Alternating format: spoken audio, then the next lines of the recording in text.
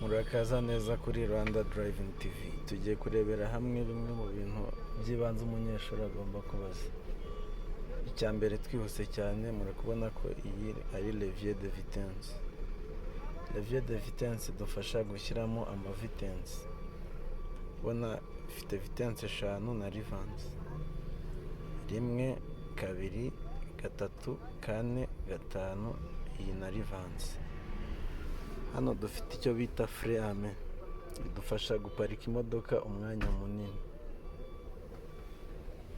Twagiye ku mapedale yacu, aho dufite pedale 3 arizo embrayage.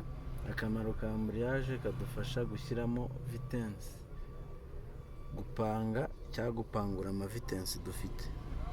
Tukagira frein ikadufasha guhagarara. Tukagira accélérateur idufasha kwihuta mu gihe biri ngombwa.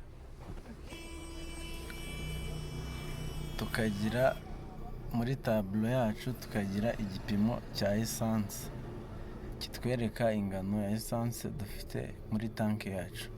Tukagira kilometrage iri kutwereka umuvuduko tuba tugenderaho mu muhanda.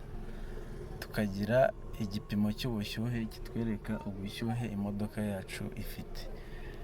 Noneho mu gihe ushatse gushyiramo ikinyoteri uramanura, ubwo ushyizemo ikinyoteri cy'ibumoso, washaka gushyiramo ikinyoteri cy'iburyo ukakazamura.